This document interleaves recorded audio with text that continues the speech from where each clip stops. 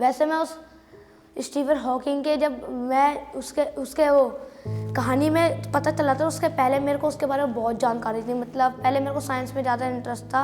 मेरे को Stephen Hawking के बारे में नहीं पता था, लेकिन कल रात को जब उसने पेंटिंग बनाया तो मैंने ये पूछा ये कौन है, तो बोलते कि अमेरिका के great scientist number 1 Stephen Hawking थे। ज़्यादातर वो ये कहानी से लगता है कि मेरा भी सपना है मैं साइंटिस्ट बनूं। जो भी हमसे हो सकता है तब तक तो हम देवराज के साथ ही है ना। जैसे भी है, किसी भी चीज़ की ज़रूरत होती है हम करते हैं कोशिश कि होनी चाहिए, खासकर पढ़ाई के मामले। हाँ तो बच्चों, आज हम एक कहानी पढ़ेंगे, रुक जाना नहीं। ये जो कहानी है, एक दिन ना मेरे को ना याद नहीं होता है, जब कहानी से पहले मेरे को कुछ भी याद नहीं होता है ढंग से।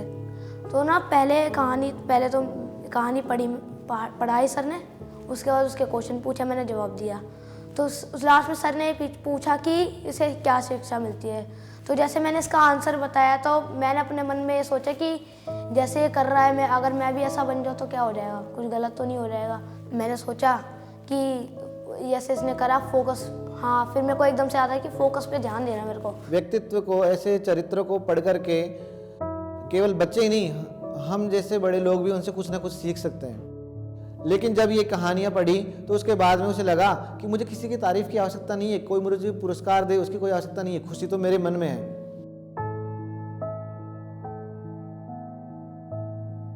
क्योंकि जो स्टीफन हॉकिंग था उसमें हिम्मत थी, हर चीज़ को सामना करने की हिम्मत थी। वो शिक्षा मेरे अंदर आई है और मेरे अंदर ये चेंज आया है कि अब मैं किसी भी सब्जेक्ट से नहीं डरता हूँ। तो उससे मतलब हमें ये मिलता है कि भाई हमें भी कुछ करना चाहिए। ऊपर वाले ने हमें सब कुछ दिया है तो हम क्यों नहीं कर सकते।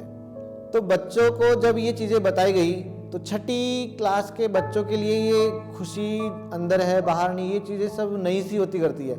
जब कहानियों के द्वारा हमने उनको बताना चाहा तो बच्चों ने बिल्कुल आराम से उसको ग्रहण किया।